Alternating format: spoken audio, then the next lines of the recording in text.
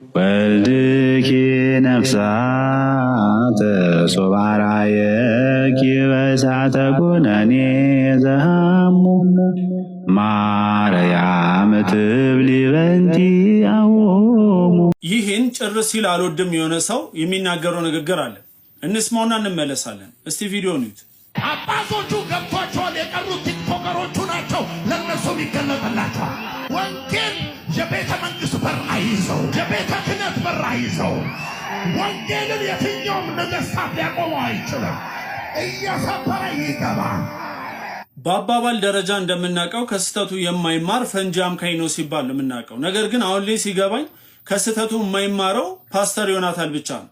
ምክንያቱም ታስታውሳላችሁ ከዚህ በፊት በኦርቶዶክስ ቤተክርስቲያን ውስጥ የተፈጠሩ አንዳንድ አለመግባባቶች ላይ ተመርኩዞ ወጥቶ ራእይ ተገልጾልኛል ወይም ደግሞ ትንቢት እናገራለሁ ራእይ ታይቶኛል አለቱ ማህበሩ ለሁለት ሲከፈል ምናምን አለ። ነገር ግን ቀድሞ የደረሰው ኢንፎርሜሽን ስለነበረው ነው። ያን ነገር ስንናገር ደግሞ የሱ ደጋፊዎች አይ ተገልጦለት ነው አሉ። ነገር ግን እግዚአብሔር ይመስገን ቤተክርስቲያን ውስጥ የነበረው ችግር አለፈ። ያኔ ሲያልፍ አፍሮ ዝም አለ። ከዛ በፊት ደግሞ ወንጌል የማያስተምረውን ነገር ለተከታዮቹ አስተምሮ ቆይቶ ስህተት ነው ሲባልም ለማረምም ፈቃደኛ አልነበረም። ከአመት ነው ከሁለት አመት በኋላ መጥቶ ያኔ ያስተማርኩት እኮ ትምህርት ስህተት ነበር አለ። አሁን እንደዚህ አይነት በስህተት ላይ ስህተት የሚሰራ ሰው በተቻለ አቅም ለራሱ ጥሞና ጊዜ ወስዶ እኔ ምንድነው የምሰራው መምህር እስኮንኩ ድረስ ወይም ደግሞ ነብይ ወይም ደግሞ የፈለገውንም ይበል ያን እስኮነ ድረስ ማስተማር የሚገባኝ ለሚከተሉኝና እምነቴ በሚፈቅደው ነው። በቃ ከዛ ውጪ ስለሌላው ቤተ እምነት አይመለከተኝም ብሎ እንዲው ትምህርት መውሰድ ሲገባ በየጊዜው ግን እየመጣ ራስን ለውርደት ማዘጋጀት እኔ የጤነኝነት አይመስለኝም። አሁን ከሰሞኑ የተፈጠረውን ግርግር ተመልክተ እንግዲህ የራእይ ታየኝ ልትለው አይደል? ከዛ ወይ ደግሞ ትንቢት ተናገርኩ ልትለው የተፈጠረውን ነገር ማለት እኔ በነገራችን ላይ ይሄን ሰው ሳይው እንደ ጋዜጠኛ ወይም ደግሞ እንደ የሆነ ዳታ ሰብሳቢ ሰው ነው ማለት። ይሄ ዳታ ሰብስቦ የሚናገሩ ጋዜጠኞች አሉ አይደል? ነገሬ ለምሳሌ አየር ሁኔታው እንዲህ ሊሆን ይችላል ወይም ደግሞ ይሄ ምርት ደግሞ እንዲህ ሊሆን ይችላል የሚሉ ሰዎች አሉ። እነዛ ራእይ ወይም ደግሞ ትንቢት ተገልጦላቸው አይደለም ካገኙት መረጃ ነው። ስለዚህ ይሄም ሰው ካገኘው መረጃ ይሰበስብና መጥቶ ራእይ አየሁ ወይም ደግሞ ህልም ተገለጸልኝ ትንቢት ተናገርኩ ይላል ማለት። አሁን ይሄ ችግርም ይፈታል። ያኔ ደግሞ ምን ትላለህ? ስለዚህ እባክህ ራስን እንደዚህ አይነት ውርደት ውስጥ ከመክተት ይልቅ የኦርቶዶክስን ጉዳዮች ተውና በራስ ቤተ እምነትና በራስ እምነት ላይ አተኩር። በራስ ላይ መፍታት የሚገቡ ብዙ ችግሮች አሉ። ማስተካከል የሚገቡ ብዙ ስህተቶች ሊኖሩ ይችላሉ። እነሱ ላይ ብታተኩር ይሻላል። ኦርቶዶክስ ላይ የተፈጠሩ ችግሮችን እየሰበሰብክ እያመጣ ራስን እንደ ትልቅ ነብይ ወይም ደግሞ እንደ አዋቂ ለማየት የምትሞክረው ነገር መጨረሻ ውርደት ላይ ጥላልና ያንተን ትንቢት ወይም ደግሞ ያንተን ራእይ ከዚህ በፊት ከአንዴም ሁለቴም አይተነዋል በስህተት እንደተደመደመ ማለት ነው። ይሄኛውም በስህተት ይደመደማልና እባክህ ቢያንስ ለራስህ ክብር ይኑር። ድንግል ማርያም ቀራኒዮ ከልጇ ጋር ተሰቅላለች ማለት ነውር ከነውርም በላይ ነውር ነው። አንሱት። እናንተ ገና ለገና ሰብስክራይበራችሁ ይጨምራል ብላችሁ የቤተክርስቲያንን ትምህርት ገደል አትክተቱ። አንሱት ፕሊዝ። ያለበለዛ አንድ ሳምንት ቁጭ ብዬ ነው ሪፖርት ማስደረገው። ይሄንን ዩቲዩብ ማታስተካክሉት ከሆነ ቤተክርስቲያናችን አታሰድቡ። ዋጋ የተከፈለበት ወንጌል ነው። የቀልድ ትምህርት አይደለም። ዋጋ የተከፈለበት ነው። ቅዱሳን አባቶቻችን የተሰዉበት ነው፣ የሞቱበት ነው። በደም የተሰበከ ወንጌል ነው። እንደ ቀልድ ለዩቲዩብ መነገጃ አይደለም ይሄ ወንጌል። አስተካክሉት፣ አስተካክሉት። አዛሄል ሚዲያ አስተካክሉት። ትክክለኛ ነገር አለ የሚያስቀመጣችሁት። አስተካክሉ፣ አስተካክሉ፣ አስተካክሉ። አዛሄል ሚዲያ ባለቤቶች ፍጹም ስህተት የሆነ ርዕስ እና ታምብሊን የሰጣችሁት ለዚህ ትምህርት እኔ ሙሉውን ሰምቼዋለሁ። እዚህ ጋር ያስቀመጣችሁትን ቆራርጣችሁ ያስገባችሁት ነገር በጣም ልክ አይደለም። አስተካክሉት፣ ይስተካከል። ቤተክርስቲያናችን አታስወቅሱብን ፕሊዝ።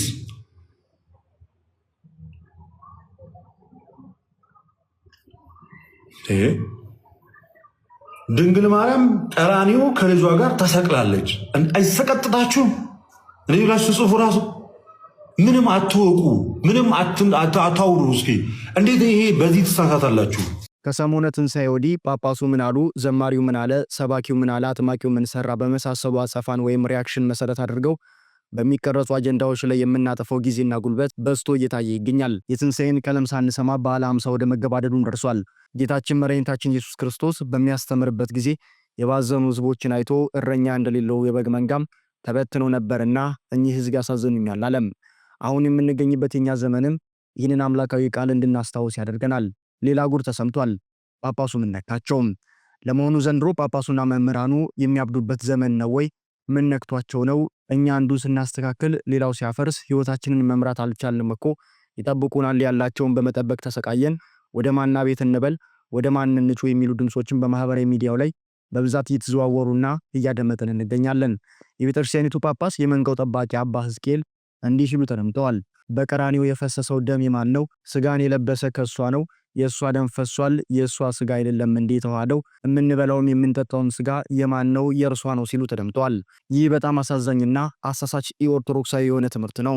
ሊቀ ጳጳሱን እኔ ለጊዜው ዝም ልበላቸውና ኤጲፋኒዮስ ዘሳላሚስ የተባለው የአራተኛው መቶ ክፍለ ዘመን የቤተክርስቲያናችን ሊቅ ይገስጻቸው ዘንድ እንጥራውማም። በዚያ በአረቢያ ውስጥ የጥራቂያን ሴቶች አሉ ይላል። ዘላለማዊ ድንግል በሆነችው በድንግል ማርያም ስም ህብስትን ያዘጋጃሉ፣ በአንድ ላይ ይሰበሰባሉ። ከመጠን በላይ የሆነና የተከለከለ በድንግል ማርያም ስም ስድብ፣ ነቀፋ የሆነን ድርጊት ለማድረግም ይሞክራሉ። ከሴት አለቆቻቸው ጋር በመሆን ለእርሷ መስዋዕትነትንም ያቀርባሉ። ይህ ፍጹም ብልግና የሆነም ይህ ህግ መጽሐፋዊ የሆነ ከመንፈስ ቅዱስ መልእክትም የተለየ እንዲሁም ፈጽሞ ዲያብሎሳዊ የሆነ ግብርና የክፉ መንፈስ ትምህርትም ነው። ማርያም መከበር አለባት። ነገር ግን አብ፣ ወልድ፣ መንፈስ ቅዱስ ደግሞ ይመለካሉ። ማንም ማርያምን ማምለክ የለበትም። ሴት ቀርቶ ማንኛውም ወንድ ቅዱስ ቁርባንን ያቀርብ ዘንድ ከእግዚአብሔር የታዘዘ ትእዛዝም የለም። ይህ ክብር ለመላእክት እንኳን አልተፈቀደላቸውም። እንደዚህ ያሉ ሴቶች ዓለምን እንዳስጨነቁም በኤርሚያስ በኩል ሰማያዊቷን ንግሥት እናከብራታለን በማለት ጸጥ ይሉ ዘንድ ይነግሯቸዋል። ማርያም ልትከበር ይገባታል፣ ጌታ ግን ይመለካል። በአጭሩ የአረቢያ ሴቶች ያደርጉት የነበረው እንደ ሊቀ ጳጳሱ የማርያምን ስጋና ደም መፈተት ነበረም። ይህንን ነው ሊቁ ዳቢሎሳዊ ነው ያለው። ስጋው ቃል ከማርያም ስጋን ከነሳ በኋላም ስጋው ወይም ሰውነቱ የራሱ ነው እንጂ የሌላም አይደለም። የፈሰሰው ደሙ የቆሰለው ስጋው የራሱ ነው፣ ያውም መለኮት ያልተለየው ስጋና ደም የተዋሃደው። ይህ የራሱ ገንዘብ እንጂ የሌላም አይደለም። ከማርያም ነሳ ማለት የእርሷ ደም ፈሰሰ፣ ስጋዋን ተቆረሰ አያስብልም። ይህ ከማንም የማይጠበቅ ስቱ የሆነ ትምህርትም ነው። ስማቸውን የማላውቀው ሌላም አባት የሚከተለውን ሲናገሩ ባየሁት የተቀነጨበ ቪዲዮ ላይ ተመልክቻለሁ። ያቺ ቤዛ አንተ፣ መስቀል ላይ የዋለው ድንግል ማርያም ስጋ ነው አንተ፣ የማን መሰለ ቤዛ የሆነውም ደስ ይበለ እንጂ ሲሉ ይናገራሉ። ይህም የወፈፌ ትምህርት ነው። ፉከራና ነገረ መለኮት እየለየን መስቀል ላይ የዋለ ስግው ቃል ነው። ሰውነትንም መለኮትንም አልተዋሰም አልከማም፣ ሌላ ባለቤትም የለውም፣ የራሱ ገንዘቦች ናቸውና። ሰውየው የፎከሩት አሊያም ደግሞ የተናገሩት እጅጉን የተዛባ የጥፋት ወይም ደግሞ ስቱ የሆነ ትምህርትም ነው። ሁሉም መድረክ ስላገኘ በገባውና ባልገባው ላይ መናገርም እንደሌለበት ጥሩ ማሳያ ነው። ካልሆነ መሳቂያም መሆኑ ግልጽ ነው። ቤተ ክርስቲያንንም ማሰደብ ነው ትርፉ። የተወደዳችሁ የኖር ተመልካቾቻችን እንደዚህ አይነት የስተት ትምህርት ስንመለከት እጅጉን መጠንቀቅ ይገባናል። እንዲሁም ደግሞ መፈተሽና መመርመርም ያስፈልጋል። ካሜራውን ላዙርና ላሰማችሁ። ክርስቲያኖች ሁላችሁም ይህንን ቪዲዮ እስከ መጨረሻ ለማዳመጥ ሞክሩ። በቀራንዮ የፈሰሰው ደም ማን ነው?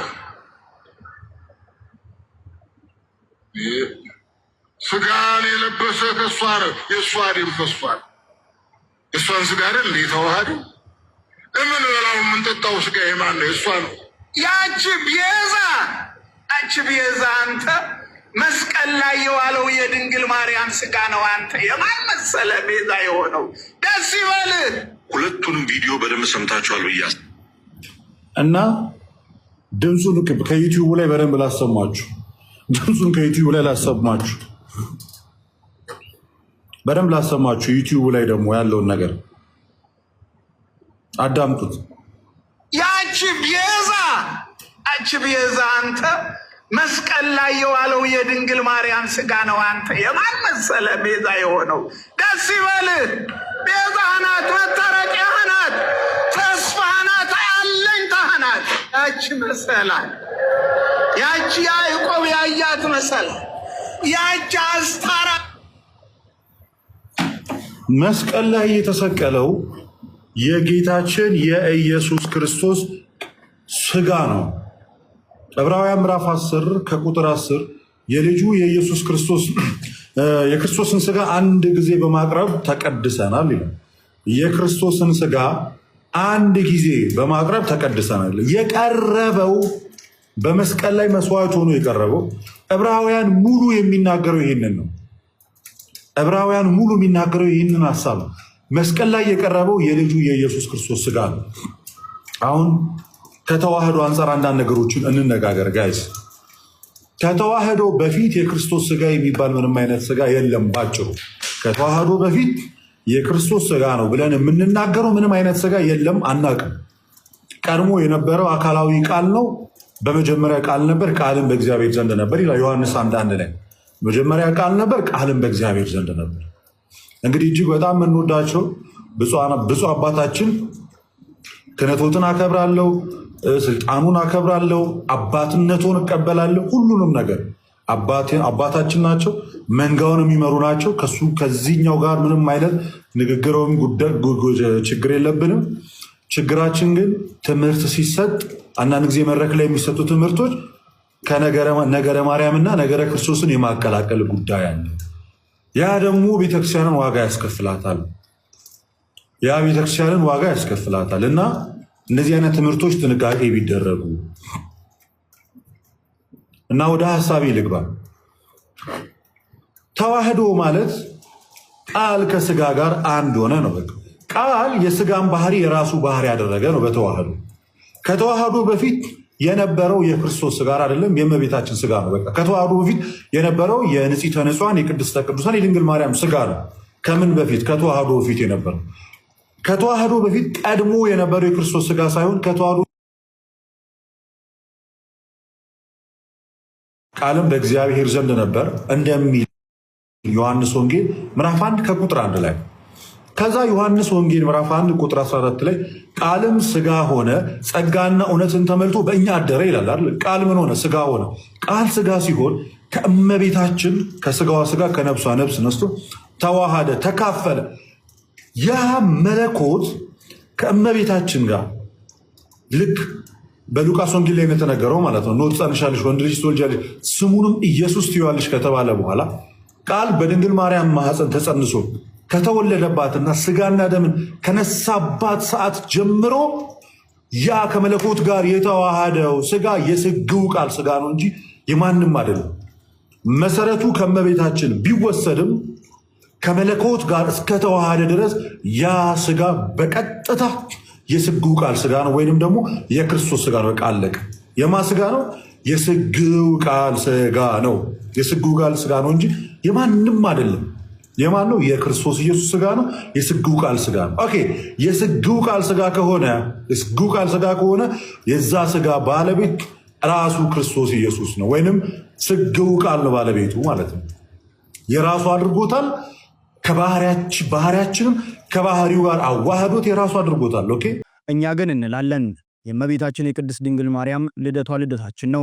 ኢያቄምና ሐና ሰማይን ወለዱ እንዳለው ቅዱስ ያሬድ እኛም እንደዚሁ እናመሰግናታለን። በመንፈስ ቅዱስ ግብር አምላክን በድንግልና ጸንሳም በድንግልና የወለደች የፈጣሪ እናት የአምላክ እናት ለመሆን የበቃች በመሆኗም ቅድስት ድንግል ማርያም በሰማይ ትመሰላለች።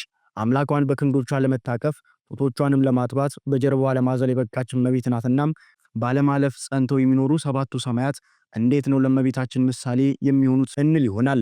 ይህም እንዲህ ነው ስትል ቅድስት ቤተክርስቲያናችን ትመልስልናለች።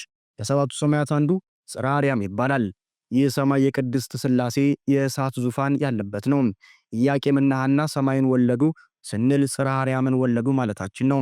ጽርሐ አርያም ያንን የእሳት ዙፋን ያንን የእሳት መንበር የማይደፈረውን የሚፈራውን የሥላሴን መንበር የሚሸከሙ አርባቱ እንስሳት ወይም ኪሩቤል የሚባሉ አሉ። እነዚህ ኪሩቤል የሚባሉ መላእክት በጀርባቸው ያንን የእሳት ዙፋን ተሸክመው በዙፋኑ ላይ ያሉት ሥላሴን ቅዱስ ቅዱስ ቅዱስ እያሉም በአንድነት በሶስትነት ያመሰግናሉ፣ ሲያመሰግኑም ይኖራሉ። ይህ ብቻ አይደለም። 24ቱ ካህናተ ሰማይ የሚባሉ ሱራፌል ተብለው የሚጠሩ ቅዱሳን መላእክትም አሉ።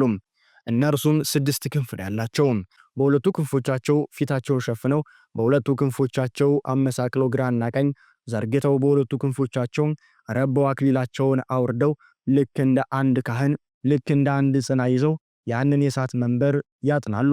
ሱራፌል የእሳትን መንበር ያጥናሉ፣ ኪሩቤል የእሳቱን መንበር ይሸከማሉ።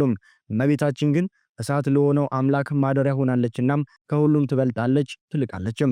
በሰማይ ባለ ጽርሐ አርያም ፈንታ በምድር ላይ ጽርሐ ሆንሽ እያለ እመቤታችን ቅድስት ድንግል ማርያምን እንዳመሰገናት የእመቤታችን ማህፀን የእሳት መንበር ሆኖ ተገኘም። አይድነቃችሁም። የእግዚአብሔር መንበር፣ የእግዚአብሔር መቀመጫው፣ የእግዚአብሔር ዙፋኑ የእሳት ነው። በእመቤታችን ማህፀን በማደሩ የእመቤታችን የቅድስት ድንግል ማርያም ማህፀን የእሳት መንበር ሆነለት። ነቢዩ ቅዱስ ዳዊት በመዝሙሩም በእግዚአብሔር ቃል ሰማዮች ጸኑ እንዳለው ባለማለፍ ጸንተው ለዘላለም የሚኖሩም የማያልፉ የማይጠፉ ሰማያት እንዳለው እመቤታችን ቅድስት ድንግል ማርያም ወላዲተ አምላክ ንጽሕተ ንጹሐን ቅድስተ ቅዱሳን በዚህ በማያልፉ ሰማያት ትመሰላለች። ክብሯም ታላቅ ስለሆነም የተሰጣት ጸጋ ከፍጥረታት ሁሉ በላይ ነውና እመቤታችን ቅድስት ድንግል ማርያም ከፍጡራን ሁሉ በላይ ከፈጣሪ በታች ሆና የምትመሰገን የምትከበር ስለሆነ በብዙ በጎ ምሳሌ ውስጥ ትመሰላለች። በብዙ በጎ ምሳሌ ውስጥ ትመሰል እንጂ እመቤታችንን የሚመስላት የሚተካትም የለም። ከፍጡር ወገን ለእመቤታችን የተሰጠ ጸጋ ለማንም አልተሰጠም። የቅድስት ድንግል ማርያም ክብሯ ታላቅ ነው። እንኳን ለመንቀፍ እርሷን ለማመስገንም ያስቸግራል። በምን አንደበታችን በምን ቃል በምን ቋንቋም እንገልጻታለን? ቅዱስ ኤፍሬም ድንግል ሆይ እመቤቴ ሆይ ስላንቺ መናገር የሚቻለው ምን አንደበት ነው በማለት እንደጠየቀው መላእክትም ነቢያትም ሐዋርያትም እንኳን ስለርሷ ተናግረው መጨረስ አልተቻላቸውም። ቅዱስ ገብርኤል ደስተኛይቱ ደስ ይበልሽ እያለ እየወደቀ እየተነሳ ነው እመቤታችንን ያበሰራት። በእኔ አንደበት አይቻለኝም ብሎም ጸጋን የተመላሽ ሆይ ደስ ይበልሽ ማርያም ሆይ አትፍሪ፣ እግዚአብሔር ከአንቺ ጋር ነውና ከእግዚአብሔር ዘንድ ባለሟልነትን አግኝተሻልና እነሆ ትጸንሻለሽ ወንድ ልጅም ትወልጃለሽ እያለ አመስግኗታል።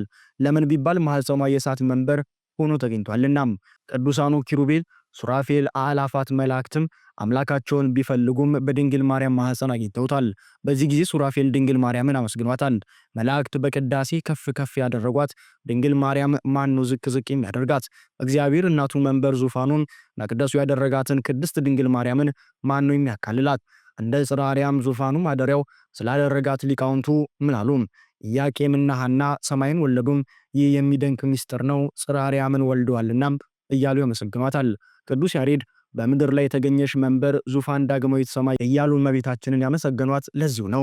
ስለዚህም ከአምላክ እናት ጋር ካላችሁ በምድር ሳይሆን በሰማይ ያላችሁ ማለት ነው።